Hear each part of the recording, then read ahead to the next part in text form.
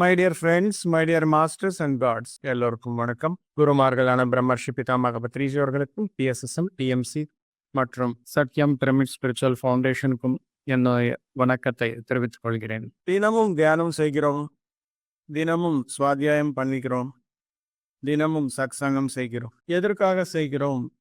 இந்த மூணும் நாம மட்டுமே பண்றோம்.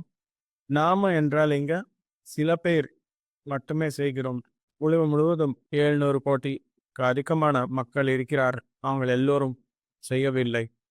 வெறும் நாம மற்றும் செய்கிறோம். சில பேர் மற்றும் செய்கிறார். எதற்காக இந்த மாதிரி?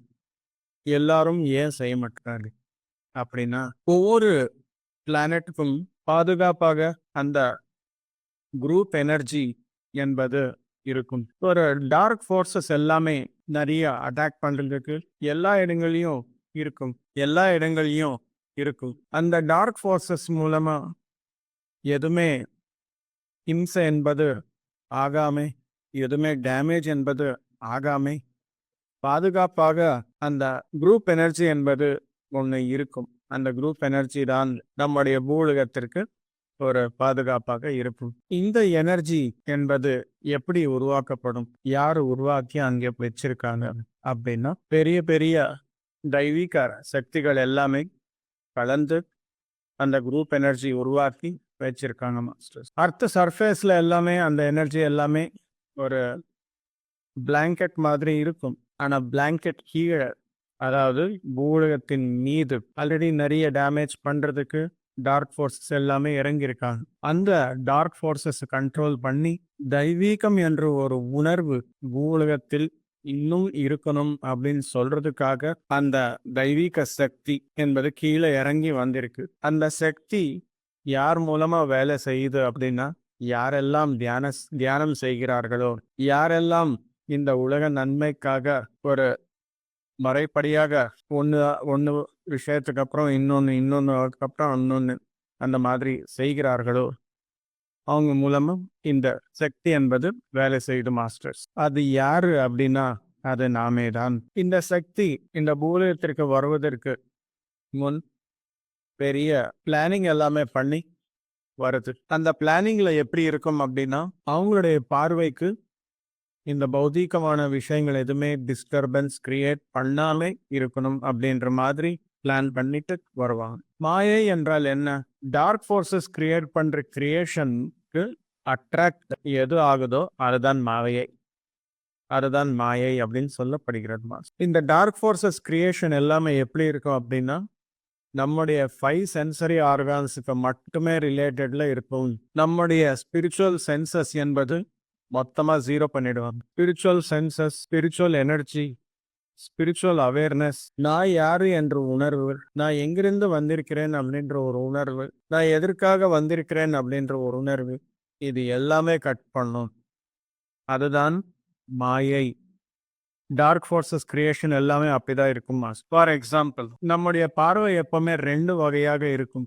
ஒன்று சயின்டிஃபிக் மைண்டோட, ஸ்பிரிச்சுவல் மைண்டோட பார்க்குறோம். இன்னொன்று இந்த 5 சென்சஸ் மூலமா நம்ம பார்க்கும்போது ஆட்டோமேட்டிக்காக எந்த பொருளை முன்னாடி நீங்கள் நின்று இருந்தாலும் பரவாயில்ல, அந்த பொருள் சுற்றியும் ஒரு மாயை என்பது இருக்கும். அந்த மாயைக்குள்ள நீங்கள் போகிறீங்க. ஃபார் எக்ஸாம்பிள், ஒரு கார் இருக்கு, ஒரு பைக் இருக்கு.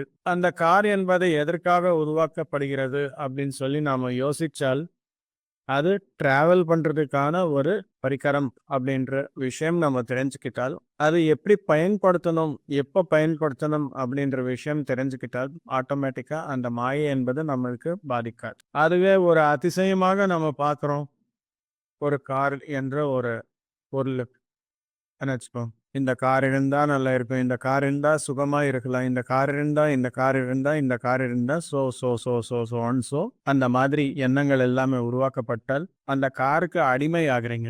அதுதான் மாயை. நீங்க எந்த பொருள் பார்த்தாலும் இந்த உலகத்துல அது இருக்கும் மாஸ்டர்ஸ். ஸோ நாம் எல்லோரும் ஆன்மீக விஞ்ஞானிகளாக வளரணும் மாஸ்டர்ஸ். அதற்காக தியானம், சுவாத்தியாயம், சத்சங்கம் தினமும் செய்கிறோம். ஆன்மீக விஞ்ஞானிகளாக எதற்காக வளரணும் அப்படின்னா, மற்ற கிரியேஷன் எல்லாமே இருக்கு இல்லையா, டார்க் ஃபோர்ஸஸ் கிரியேஷன், இது யார் செய்கிறார் அப்படின்னா, மனித உடல்ல இருந்தே அந்த டார்க் ஃபோர்ஸஸ் எல்லாமே ஆக்கிபை பண்ணி அந்த கிரியேஷன் என்பது செய்கிறார். முதல்ல அவங்க எல்லாருமே இந்த மாயையிலிருந்து வெளியே கொண்டு வந்தால் ஆட்டோமேட்டிக்காக டார்க் ஃபோர்ஸஸோட சக்தி என்பது கம்மியாகும். அதற்கு தான் தியான பிரச்சாரம், ஆன்மீக சேவை மற்றும் அங்கங்கே தியான யக்னங்கள் எல்லாமே நாம செய்கிறோம். தினமும் நாம் எல்லோரும் ஒரு விஷயம் கிடையாது, 7 உடல்களிலும் அனைத்து நம்முடைய எனர்ஜி எவ்வளோ இருக்குதோ அவ்வளோ வேலைகள் எல்லாமே மல்டி டைமென்ஷன்ல செய்கிறோம். இந்த விதமான மாயையிலிருந்து வெளியே வர்றது ஒரு லெவலா இருந்தால், அந்த மாயை இல்லாத ஒரு தன்மை, நான் யாரு, நான் ஒரு